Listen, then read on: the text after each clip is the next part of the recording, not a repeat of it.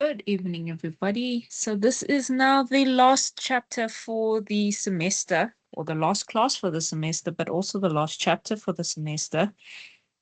And it is on chapter 12, which is the labor market. So there are a few things we need to just highlight that a lot of the exam does come from this chapter. And I don't mean the entire exam. I say at least about 15 to 20% of the exam will come from this chapter, understanding that it's a lot of theory as well. Okay, so looking at the learning units or the outcomes here from the learning units. I just want to get the slides right here because it's clicking without me clicking. Okay. So the main things to start off with, we've been dealing with the goods market throughout the first semester. So the entire first semester has been on the goods market. Understanding that obviously goods come with pricing. But now we want to look at what happens in terms of the labor market. So now we can't say here we're dealing with a product, but we're rather dealing with services in most cases. And who is demanding that service versus who is supplying that service. Okay, and then the remuneration, and then we'll look at nominal versus real wage and the difference between the two. Okay, and then your individual supply curve for labor versus almost your industry supply curve. Okay. So we've been dealing with all along, we've been dealing with the goods market. And then we've been looking at, okay, where does labor then fall in? And we said that labor is a factor of production. Okay. So what is then our remuneration for the factors of production? And we say it's wages and salaries. Okay. So we still have a demand curve for labor in the labor market, but then we'll go back and look at who actually demands labor. And we said that the people that demand labor or the companies end up demanding labor. Who then supplies labor becomes consumers. Consumers are the ones that are supplying the labor to firms or to businesses. The businesses or companies are the ones demanding labor. So I'll show you exactly what I tell the students to do in the exam, just so that you have that switch in your mind and you don't get confused between who demands labor versus who supplies labor. Okay. I covered this already. And then we're also saying, so when we said there's a difference between the labor market versus the goods market, okay, where we said in the goods market, there's a product involved, right? And that's demand. And then based on the demand, we look at your taste and your preference, the size of your income, the complements, the substitutes in those products, is there additional suppliers of that product? All of those things then come to play when we're looking at the goods market. But now when we're looking at the labor market, we want to know, okay, in terms of the labor market, who demands labor? We said it's firms. Who supplies labor? Consumers supply labor. But now based on what factors? And these are the factors that we look at in terms of the remuneration for our labor. So we're saying, obviously, we know this. It's salaries and wages. We all demand salaries and wages. We're not going to do something for free. Okay. Also, we need to survive. But there are other factors as well in the labor market that play a very important role. And they said those non-monetary factors. Some companies will give you a stipend, meaning they'll give you a petrol allowance, they'll give you a car allowance, a housing allowance. Some will pay for medical aid. Those are all things that you don't necessarily have to then contribute towards, but they will help you. Okay. So we have a lot of them that would play a role. And I've mentioned some of them, okay, being your housing allowance, your fuel allowance, your medical aids, right? But there are other concepts that we also have to remember here when we're saying there's a difference between the labor market and the goods market. So again, labor is rent. It's not sold. And then I put in brackets, it's slavery. It helps the students remember. Okay. Companies are hiring the labor from us. They cannot buy it because you can't buy a person. Okay, it's slavery, hence that concept. Okay, then there's also conditions that we want as consumers when we enter into the labor market. So when you're working for a company, you want it to be equity. There must be some form of equity, humanity, loyalty, fairness, appreciation, justice. Those are all things outside of, like we're saying, monetary factors here.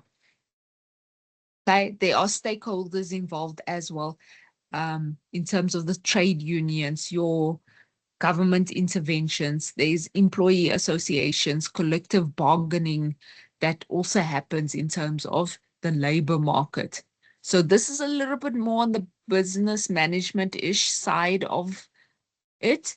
Then we're also saying that labor market, there is a contract involved. In most cases, if you're not a temp worker or you don't have an independent contract, then there tends to be no end date to your contract. So if you're full-time employed somewhere, there is no end date to a lot of the contracts that we sign. Some companies do put a 5-year clause on it or a 3-year clause. Some have a 1-year contract. It all depends. But in most cases, if you're full-time employed, there's no end date to it. Okay.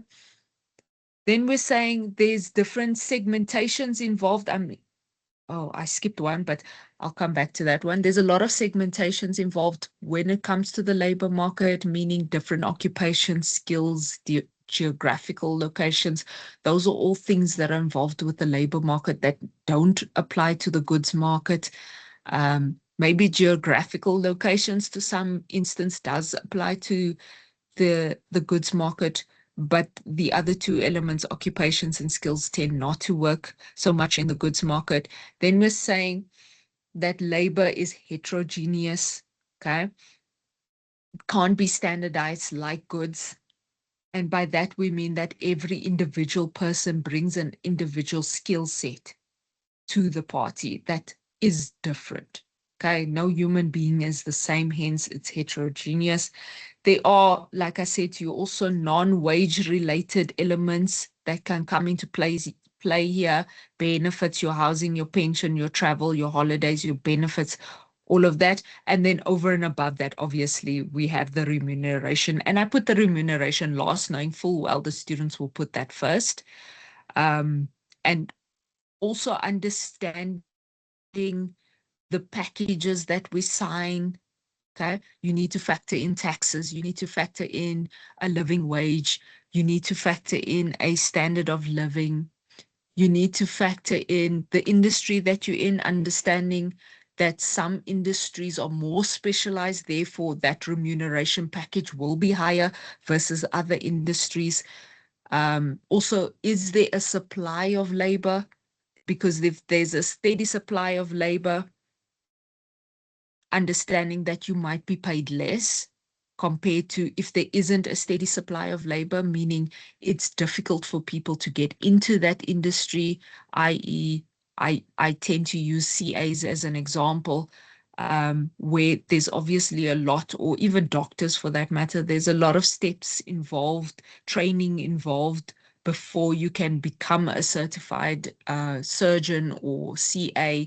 So all of that also plays into the remuneration. Obviously, the more steps they are involved, the less the supply of labor, the higher the package you might be earning. Okay. So those are all things that we discussed. So they asked a very nice, I can't remember if it was last year's exam paper or the year before, meaning 2025 or 2024's paper, but they asked at least a 10-mark, 15-mark question on what is the difference between the goods market and the labor market. And these are all the things that they want you to discuss. Okay. Then I said to you again, we still have equilibrium. Equilibrium's not going to go anywhere, right? But we're looking at it now in the context of the labor market. So we're saying who demands labor? And we said it's firms that tend to demand labor. Who then supplies labor? That's us as consumers. So the individuals are the ones that supply labor. And now we can't say price because remember, we're no longer dealing with the goods market where pricing was involved. With the labor market, it's the wage rate. And we say wage rate versus salary because it's easier to go from a wage rate to a salary, okay, than the other way around. A lot of people don't earn salaries because companies can't afford that, right? And then we said also one of the determinants for the demand for labor. Sorry, my laptop's fan is just running. One of the determinants for the demand for labor is what we call a marginal revenue product. So it's an MRP. And what marginal again always means additional. So the additional amount of revenue that the employee will bring to the company usually defines how much the company will demand in terms of labor, right? And then we obviously always trying to move back to equilibrium. The business wants to be in equilibrium versus what we supplying at what wage rate. Okay, the more the supply, if supply shifts to the left versus supply shifting to the right will obviously depend on the wage rate. Then we'll have to look at either increasing the wage or decreasing. It all depends, but we're trying to, again, always be in equilibrium here. Okay, then we have this concept, right, of a backward bending individual supply curve for labor. So what tends to happen is once you start going into the industry that you are in, right? And again, I go back to comparing a CA here. So once the students graduate and then they go into the postgrad space, and then from this postgrad space, they go into working for their articles, and this can be lawyers or CAs. Once you start working at such a low wage rate. And you tend to have this notion that you will sacrifice more and more of your leisure time to work. You'll give up more of your leisure time to work, which means the 8 to 5 when you're starting out doesn't really work because you're trying to build up experience. You're trying to get all the work done. Also in understanding that they're paying you a lower wage rate, and you end up doing what we would call grunt work, right? So it's stuff that nobody else wants to do, but it has to get done. And it's that boring stuff. But you also know that that boring stuff takes up a lot more of your time. So 8 hours is not enough time for you to do the grunt work, so to speak. So you start out with a very low wage rate, and we're just giving 100 Rand as an example, obviously. In understanding that the curve tends to, go, it's backward bending, right? So you start off at point A, and then you can see that the higher up you go, right? So if you're there versus here, you have certain hours of work, but in understanding that the hours of work, you're hoping that eventually leads to a higher wage rate. And that's what happens. You tend to build up experience, and over time, year on year on year on year, as you are giving up more and more of your time to build up this experience, you'll be paid more. And that's how it's supposed to be, right?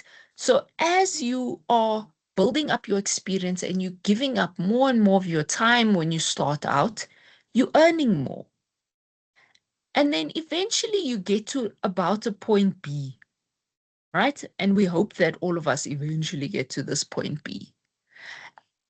When you're at point B, you can see you're getting paid a lot more than what you were at point A, giving up your hours.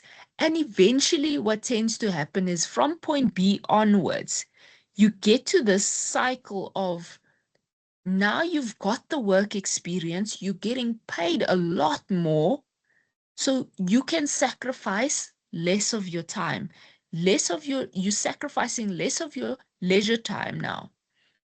And I tend to tell the students also that's where you start getting into a managerial role where you can then start to delegate to other people. You start having meetings on the golf course, you start giving up less of your leisure time because you're earning more. So we all want to strive to get to that point of giving up less of our leisure time. Okay. We don't want to get to this instance where we're constantly having to give up more of our leisure time just to cover our job, so to speak. Okay. So let's say you eventually get to that point at 40 hours, which is what we, contractually are obligated to do according to the Labor Act. 40 hours per week is what we're talking about here. And then you get paid that wage rate according to how many hours you've been given, right? And then eventually you give up less of your hours, but you're getting paid more. So we call it a backward bending supply curve for labor, right? And we're saying that as you're moving from point A to point B is what we call the substitution effect, right? You are substituting your leisure time for more money because you are giving up your leisure time. And what I mean by giving up your leisure time is if you are working outside of your working hours, meaning you're 8 to 5, and now, like me currently, right, I'm working till 8:30 in the evening. My contract stipulates I work 8 to 5. Okay. Now I'm working outside of my leisure time. But in understanding that if I'm working outside of my leisure time, I'm going to get paid. So that is the substitution effect. I'm giving up my leisure time to get paid more, essentially. And then you get to a point B. So from point B, I'd say till point C is what we call the income effect, where now you're giving up less of your leisure time, meaning you're not sacrificing as much of your leisure time anymore, but you're still getting paid. Okay, so the income effect, the substitution effect is A to B, and then the income effect is B to C. Okay, and then I just put it, literally breaking it up to say what exactly is happening from points A to B, which is as your wage rate increase, workers will tend to work more hours. Okay, they will sacrifice their leisure time to work for a higher income. Whereas from B to C, which is the income effect, income increases, so will consumption. Okay, we will spend more. That's normal. The demand for leisure, sorry, not labor, the demand for leisure will then also increase. Okay, so we'll be working less hours and we'll get back our leisure hours. Okay, our after hours. I can then work 8 to 5. I can work a normal 8 to 5 and still get paid more. But I have to work in my experience, I have to work, get to a managerial role, do all of those things in understanding that eventually I'll get to an 8 to 5. And I know a lot of us are saying, no, I'm in a managerial role now and I still don't have an 8 to 5. But that's the idea or the concept that we have. Okay. So just to show you again on the graph, A to B, this will be our substitution effect. And then anything above point B, where the curve starts going backwards, will then be what we would call the income effect. Okay. Then we said there's a difference between nominal wage and real. So nominal is the monetary value. It's the monetary amount that we're physically getting paid every month versus real, which is actually the value of money, meaning what can your wage rate actually buy you? And we always make the comparison to say, if I had to take the salary that you are being given today, because payday was not so long ago for some of us, okay? If we had to take the same salary you got paid today, and let's say you got the salary 4 years ago, will you be able to buy the same volume of goods today as you would have been able to buy 4 years ago? And the answer is no, because we have what we call inflation. So inflation is the general increase in the prices of goods and services. So as these goods and services increase year on year, that means our real wage gets less. What I also argue with the students is it's difficult to argue with the full-time students, easier to argue with the online students because most of you are working. But you can then understand that when your company gives you an increase, the idea behind it is they should put you at the same position financially as you were last year. Meaning, if inflation, and inflation is currently, I think it's 3.2% at this point, or 3%, it's somewhere in that bracket. Let's say 3.2%. Your company is supposed to look at inflation and put you at that space. Meaning, when they give you an increase and inflation is 3.2%, you should be looking at getting 3.2% or above. If they offering you anything below 3.2%, that means you're worse off. You can't afford the same goods and services this year as you did last year. So if your increase is, let's say, 4%, you get a 4% increase in your salary, you're actually only 0.8% better off than what you were last year, because the 3.2% is the general increase in goods, which means the same products you bought this year as you did last year is 3.2% more expensive. So you're actually only 0.8% better off. So that's how companies are supposed to look at it. Okay, obviously some companies say they can't afford a 3.2% increase in everyone's salary. And then they also look at, your performance, and they look at other things also that play into role here. But we're saying on average, you should be put in the same position as you were last year.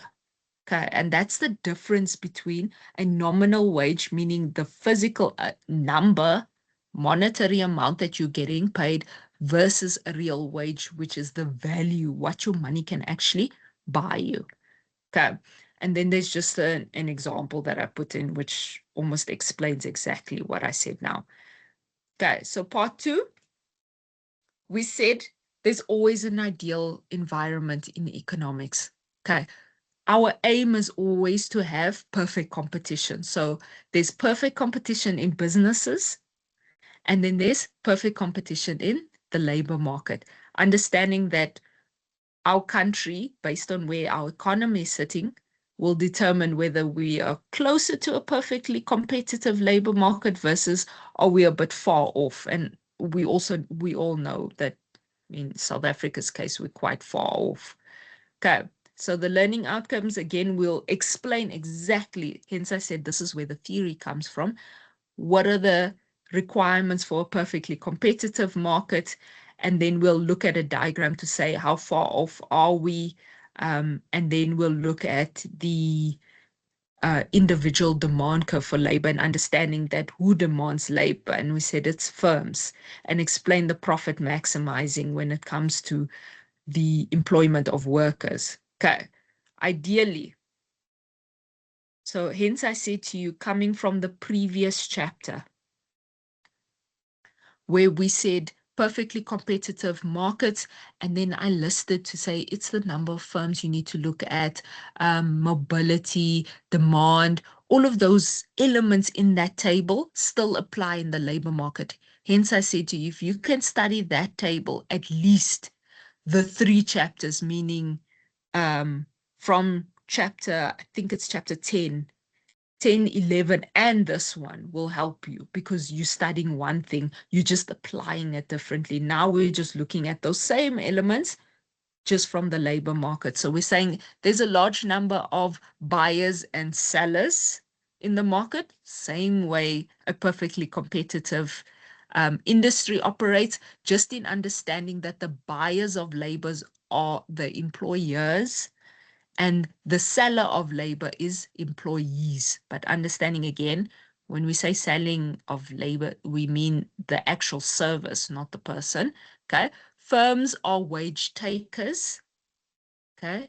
They need to understand that the industry that they are in, there's a certain bracket in terms of paying the labor, right?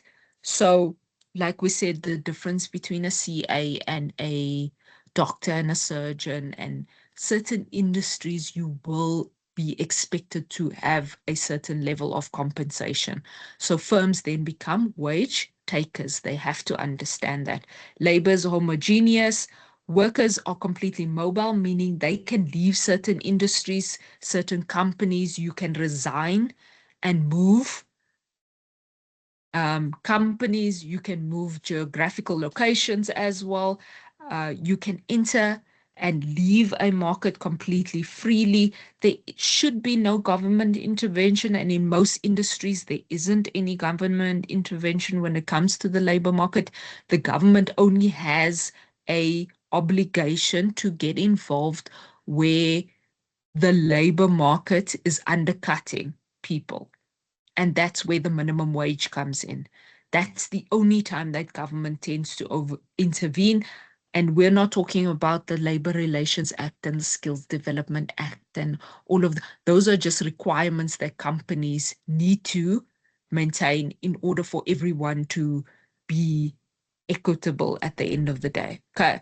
Then all participants must have perfect knowledge of the market conditions, meaning you should be able to have all of that. The reality is that you don't. I mean, they can paint a very nice picture of what the company offers you and the environment and the culture in the company. They can paint a very nice picture before you start working there and you realize it's not as great as they painted it out to be. But the idea is that you should be able to have all of that information. And then again, they just make the comparison to say in the goods market, firms are price takers, whereas in the labor market, firms have to be wage takers. So it's just a different concept there. Okay. Then we're saying in the labor market, it's wages and the quantity of labor. Remember, quality of labor doesn't play in here at all. Okay, so we'll have a demand curve for labor, and I always put in brackets, and I tell the student, if you put in brackets that it's the firms, you just can't just say it's the firms. You have to say demand for labor. You can put in brackets then it's the firms that demand the labor versus the supply of labor, which is the workers. Okay, and then we have almost the industry to say, this is our equilibrium wage rate. This is the equilibrium quantity of labor that we will demand at that wage rate. And then ultimately we will supply. So firms will demand it. Consumers or workers will supply it at that wage rate. And then what happens to the individual firm? They will then accept that wage rate. Okay, at that price because they are wage takers. So almost very similar concept to perfectly competitive firm where they accept whatever the price is in the market. Now we're saying an individual firm will have to accept the wage rate in the market. Okay, so it's a straight line.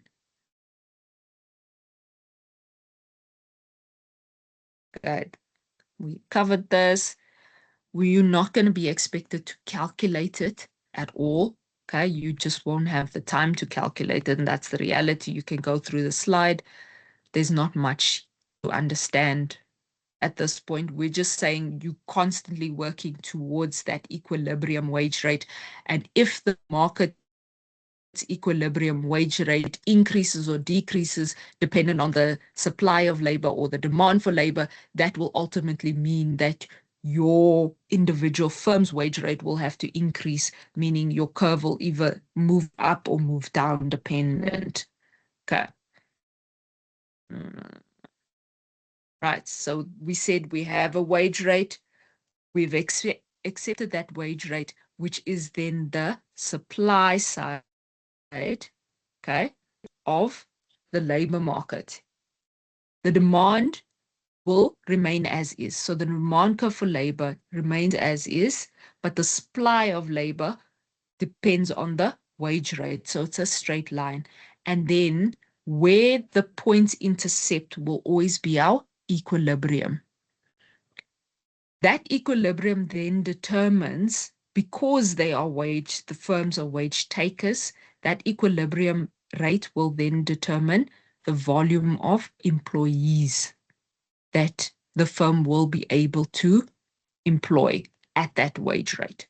Okay. There we are.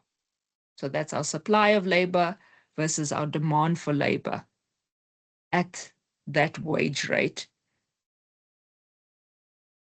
Okay. So then I said, like, if the wage rate increases, the real wage increases, your curve will shift upward. By shifting your equilibrium wage rate upwards, what happens to equilibrium? You're at a higher wage rate, which is great for us. But then from a business's perspective, what will then happen? The demand for labor will decrease because firms can't afford to pay people at a higher wage rate and then still increase the volume of employees. So they will hire less employees if the real wage has to increase. Your curve shifts upward. So they will hire less employees. There's a decrease in jobs. Okay. So if we have changes in equilibrium, okay, so meaning we have our demand curve for labor, and we said again, who demands labor? The firms. Who supplies labor? Workers. So we're looking at an industry's demand curve for labor, not a individual firm's one, because we just covered that now. So we're saying now what happens if demand for labor increases or demand for labor decreases, or supply of labor increases or decreases, dependent. Okay, so that's what we're looking at now. So we're saying if there is a wage rate above equilibrium, what's then going to happen? Okay, because they can. Government can set a wage rate above or below equilibrium, dependent. And then obviously the firm will adopt, or they will change according to what is happening. So if that wage rate, for example, now is above equilibrium, okay, the demand for labor will decrease. The supply for labor will increase. So from consumers' perspective, if that industry has a very high wage rate, we will obviously want to go into that industry, which means we will want to supply more labor. But from a firm's perspective, if the wage rate increases, they can then afford to hire less. So that's what's going to happen. It's this constant give and take between us as consumers supplying our labor because we want a industry where the wage rate is higher, versus from a firm's perspective where they're saying, we would like to pay you at an equilibrium wage rate, but when it becomes too high for our firm, we will ultimately demand less labor. Okay. So we're saying, what happens then if supply of labor increases? It shifts to the right. So what would ultimately cause a supply of labor or supply of workers in a specific industry or economy to shift to the right? We're saying it can be that, for example's sake, there's more the matriculants, for example's sake. Matriculants, they can't afford to study further. They go into the working world, which means they're supplying the labor. There's a shift to the right. Now, when certain industries or economies, there's a shift to the right of supply of labor, what tends to happen to the wage rate? Because companies are now well aware that there is a greater supply of labor, they will decrease the wage rate. So the wage rate will decrease because there's an increase in, let's say, quantity supplied of labor. wage rate will decrease. Okay, so that's not what we want. We technically want an industry where we can't supply labor. It's not as easy to supply labor, which is why we're all studying further. We want to get to that stage where there's an industry, a company, or whatever that's not as easy to get into. Therefore, the supply of labor will be less. Okay, and in supplying less labor, the wage rate will increase. So this is what we want as consumers. Okay, maybe not what businesses want, because now they're paying a higher wage rate, but in certain industries, it's warranted. Okay. So we're saying why? Why does the supply of labor increase or decrease? New workers in the market, population can increase, can be due to immigration. Hence, I said there's a little bit of business management coming here. There's an increase in the population, increase in the matriculants coming out of matric that don't go into varsity. They can also fall into this category. Number of workers can decrease as a result of a pandemic. We lost a lot of people, okay, during the pandemic. Therefore, the supply of labor has decreased. The wages that can be earned in other occupations can change, right? We're looking at competitive or less attractive occupations, how easy or how difficult it is to get into certain occupations. And then the non-monetary aspects in terms of your occupation can also change. A job can become more pleasant, less pleasant, more dangerous. Some jobs become more dangerous over time. That can also change the supply of labor, okay? And then what will happen then if firms demand more labor, okay? So if firms demand more labor, what happens to the equilibrium wage rate? They will then increase the wage rate, okay, to compensate for more employees, okay? They are well aware of that. Versus if the firms then decrease their wage rate or decrease the demand for labor, the wage rate will then decrease and they will demand less labor. Okay. Then we also look at why. So why would firms either increase or decrease their demand for labor? They're saying the number of firms in the market or the number of employers changes, the price of the product can change. Okay. The level of productivity of the employees can also change. So if the productivity, the level of productivity amongst your employees changes, you'll then demand more. Okay. The less productive your employees are, the more you'll demand more employees, because you need to produce a certain volume of goods and services every day. Okay. The price of your product changes, because if your price of your product changes, what it then happens to your ability to demand more labor, it will also increase. So if the price goes up, you can then afford to hire more laborers. Therefore, your demand for labor will shift to the right. Versus the opposite. If your price goes down, you can afford less, you will demand less labor, therefore your demand curve will shift to the left.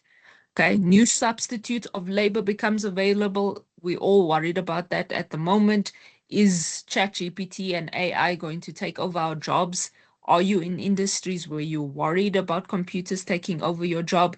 That will obviously affect the demand for labor, because from a business's perspective, if there is a machine that can make life easier for you or life easier for that business, ultimately, they will invest in it. They'll look to invest in it if it's going to be cheaper for them in the long run.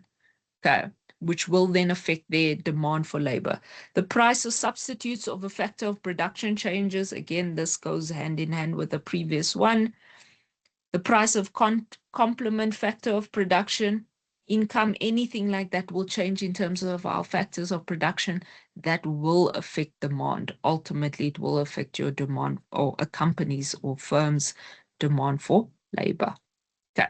And then there's a video that I will also upload for you guys that you can watch. Now we're saying, ideally, we want a perfectly competitive market, but in reality, we are in a imperfect labor market at the moment, and we'll look at why. And this is where the business management, HR side of everything will come in. Okay. We were saying, what is the reasons for the labor market to become imperfect? I'm just going to list all of them quickly. Oh, jumped. Right. And we're saying one of them can be trade unions, how workers are dealt with when it comes to trade unions. That can affect a business's ability to demand labor just because of a trade union. Some trade unions expect very unrealistic things out of companies, especially from a monetary perspective. I mean, the one trade union asked for 30% increase. It's not realistic from a business to expect, or trade union to expect a business to pay every employee a 30% increase. And we're saying, look, it's subjective because there's a lot of other things that go into that. When last did those employees get increase? When we're saying 30%, what are we saying? Are we putting you back in equilibrium? Where was the business prior to that? Is it profitable? There's a lot of things you need to look at there. But in most cases, they're saying trade unions usually act in the best interest of the employee, or that's what their aim should be. But sometimes they don't look at the business's capability. Can the business actually afford this? Which means then if the business says yes to this increase, then what's going to happen to employees? They're going to hire less employees, which means they're going to fire people. So was that the aim? Okay, so that's hence the business management side of it. Okay. To say they don't look at the fact that each employee is unique with unique attributes and skill sets.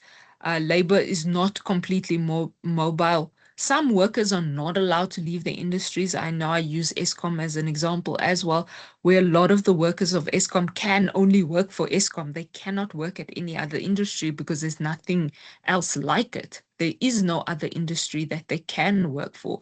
The government tends to intervene when it comes to legislation in terms of minimum wages. Employers and employees have imperfect knowledge. You don't know what you are applying for in terms of the job market, where you are going, what you're getting yourself into. But from a job perspective, they also don't know. We all say, we work well under pressure, we work well in teams, all of those things that we say in our CVs. But from a business perspective, they don't actually know that. Okay. But you also don't know what that environment is like. And that's the reality of an imperfect market. You don't have all of the knowledge, even though you should be able to. Okay. The argument with the trade unions, it's a lot of theory. Hence, I said the business management side will come in, and I think it's business 1B that covers it in a lot of detail in the HR section, where they're saying from trade unions, what should they do? And they should be bargaining, or they should be advocating in terms of wages, the hours of work, job security, overtime, infringement benefits, job evaluation procedures when it comes to settling with grievances between employees and employers. That's what their aim is. Okay. But it's very difficult to do in South Africa's current climate. Okay. Because a lot of the companies are struggling at the moment. And then what the trade unions tend to do will affect the supply or the demand for labor from a business perspective. Okay. Like I said to you, if the trade unions are forcing a wage rate, an increase in that wage rate, and remember, companies are going on equilibrium here. If it throws that equilibrium off balance, which it does, there's the wage rate there above equilibrium. Businesses are going to react by firing people. they cannot afford that high wage rate. They will find ways to fire them. The ideal situation would be that demand for labor will increase, thus increasing the wage rate. That's what we want.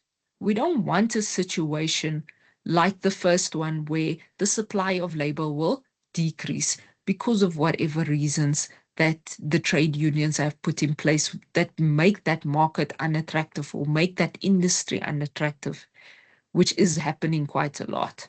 Okay, so that's what they want. They want the supply of labor to decrease, thus increasing the wage rate so people get paid more. But we're saying that that's not what we want. Or they force companies to pay people a lot more, throwing again us off equilibrium.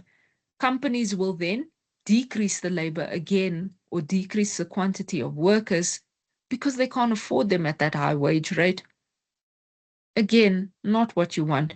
You want an ideal situation where companies can afford to demand more workers, thus paying more. Okay, that's an ideal situation. We spoke about minimum wage. It's going to throw equilibrium off. Okay, yes. And then, okay, there is a video on the sit-down exams because I know that's not a concept that you guys are have done thus far. And to my knowledge, you guys are sitting down for this exam. So there is a video just to help you.